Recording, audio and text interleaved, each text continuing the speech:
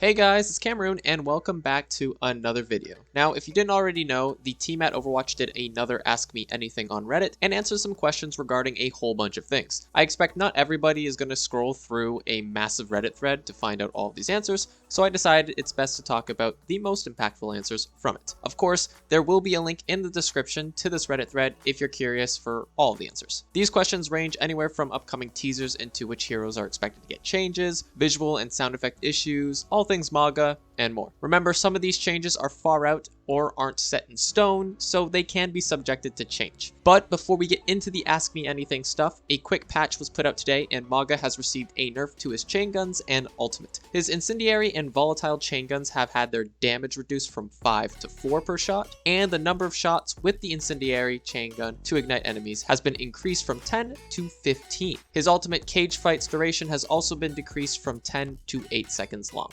Okay, now let's get into the rest of the video. A question was asked regarding Wrecking Ball and what changes we could expect. If you didn't already know, Alec, the lead hero designer, confirmed that Wrecking Ball is the next hero that's being looked at in the game. This doesn't mean there's a rework coming, but bigger changes are being tested to help make playing alongside Wrecking Ball easier, especially for many supports. Alec mentioned increasing Wrecking Ball's options in combat and implementing more quality of life changes could help him out. He expects Wrecking Ball to receive a bigger balance patch rather than a rework to help him out, and in regards of when we can expect this, the team is aiming for something in the next few seasons. Nothing too concrete. There was also a question regarding MAGA's chain gun playstyle, where it feels like it's almost always best to just shoot both guns rather than alternating between. The lead balance designer Josh responded in saying that it's not always best to fire both as it increases spread and the random nature of his weapons. Personally, I still feel like it's best to just fire both almost always, as you're not really going to be engaging in longer distance battles as MAGA, but there is a place for it and Josh recommends alternating around and after the 15-meter mark. Moving on, another question was asked regarding Reaper and if he is also being looked at for any upcoming changes. Alec confirmed that Reaper is on their list and the team has laid out their goals for him. They want to modernize his kit, potentially looking at Shadow Step and Wraith Form. These abilities may receive big changes or just some quality of life stuff, we really don't know. Alec continued in mentioning that they may even explore new abilities, but don't want to just do that for the sake of doing it. If they are going to add an ability,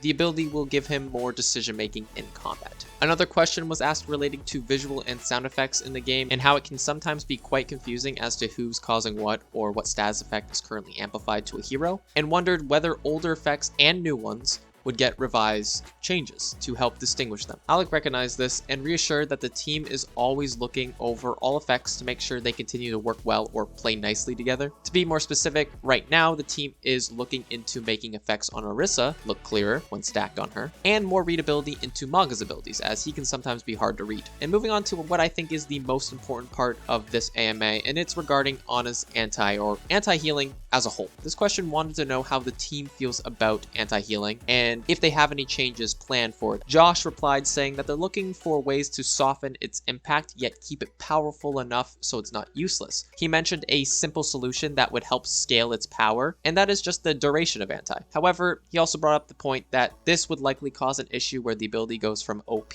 to useless. I always thought a very good approach to anti was to make healing go through it but at a reduced percentage, whether that be like 80% less healing for DPS and supports and maybe 50 to 60% less for tanks. This is just me bringing up random numbers, but I think you get the idea of where I'm coming from. But continuing on Josh's reply, he says that it also highlights there's an issue with healing in the game too, with it seeming too powerful. Because let's be honest, if you're antied, you feel completely useless. Oh my god. Because let's be honest, if you're antied, you feel completely useless in this game, and healing is becoming way too much of a reliance or a crutch. And I know that sounds weird since healing is important in the game, but like, I think we all expect to be healed all the time, 24/7, whatever you want to say, and the moment you can't be healed, it really shows. But back onto the topic, Josh says the team are looking into ways to address this in the near future, whether that be individually targeting heroes or systematically.